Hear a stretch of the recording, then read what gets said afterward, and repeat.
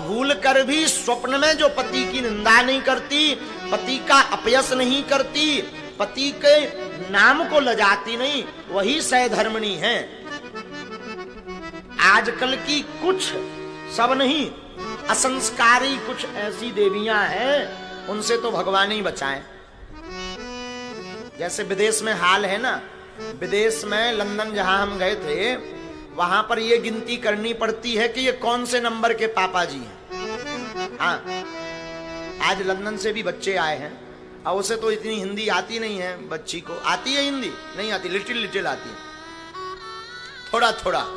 या how are you? I am fine.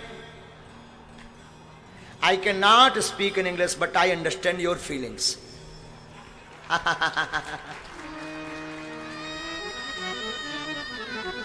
तो विदेशों में एक ध्यान करना पड़ता है। पूछो क्या? विदेशों में पुत्र, जैसे यहां पर छोटे में पुत्र को सिखाना पड़ता कि तुम्हारे पिताजी का नाम ये है, विदेश में ये बात सिखानी पड़ती कि तुम्हारे पिताजी कौन से नंबर के। हाँ, सच कह रहे हैं, सच बता रहे हैं, हमने तो आंखों से देखा। 2-3 छोड़ चुकी, चौथी की तैयारी चल रही। ऐसे हैं विदेश में, ऐसी कई अर्जी आई, अनेक अर्जी आई। हाँ, 3-3, 4-4।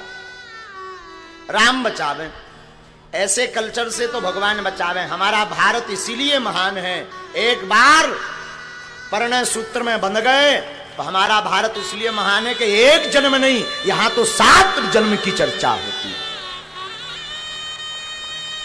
यहाँ की माताएं तो गाती हैं, जन्म जन्म का साथ हो हमारा तुम्हारा।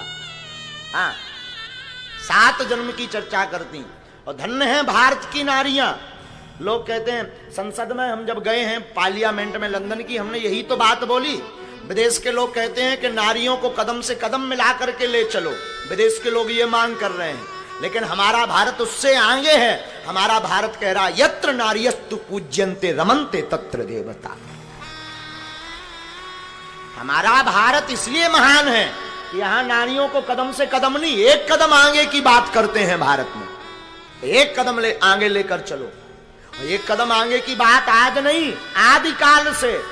राम जी हैं तो राम जी के आगे अगर कोई कहता तो सीताराम, जानकी जी आगे, भगवान पीछे, राधे श्याम, राधाजू आगे, ठाकुर जी पीछे।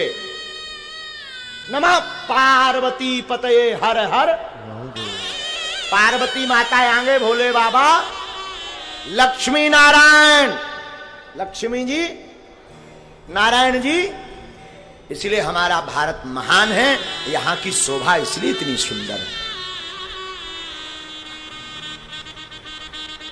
तो श्री जयदेव जी अपनी होने वाली पत्नी पद्मावती जी के इस भाव को देखकर बड़े प्रसन्न भये। धन्य है। देखो, केवल पत्नियों का धर्म नहीं है, पतियों का भी धर्म है। आजकल के कुछ मुछमुंडा आगे के लिए नक्कटा पति भी विचित्र भय। हाँ, हम सच कह रहे हैं। बुरा लगे तो भगवान क्षमा मत करना, तुम हमें बाहर में गया, तुम हमारी कथा मत सुनना। आजकल ऐसा कल्चर चल गया कि ईश्वर बचावे, एक से तो ब्याह कर लो, दूसरी गुप्त में धरे। हाँ हाँ, गुप्त में धरे सो तो ठीक है। आजकल ब्याह की कोनो टेंशन नहीं है। जो मूवी आल इतना खतरनाक चल गया कि 2-2 बार सब में पहले ही आओ। एक घरवारी है, एक बाहरवारी है। हम यही निवेदन करेंगे, जो पुरुष एक स्त्री को ही जीवन में स्थान देता है, एक स्त्री का ही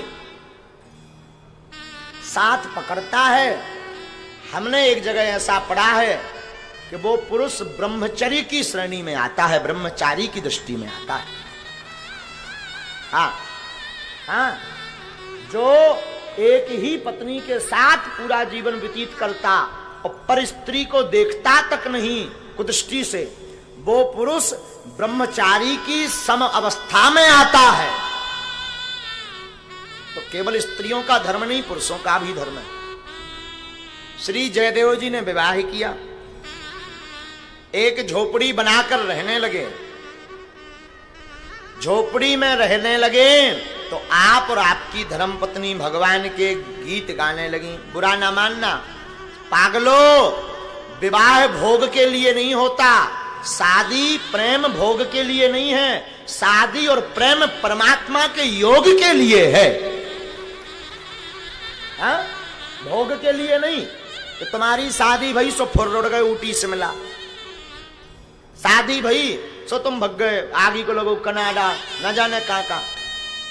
घूमना फिरना बुरा नहीं है, शादी भोग की वस्तु नहीं है, स्त्री भोग की वस्तु नहीं है। शादी इसलिए की जाती है कि पति और पत्नी दोनों मिलकर के सत्संग करके परमात्मा को पा सकें, क्योंकि सत्संग अकेले में नहीं हो सकता, दोनों की जरूरत है। बोलो सीताराम।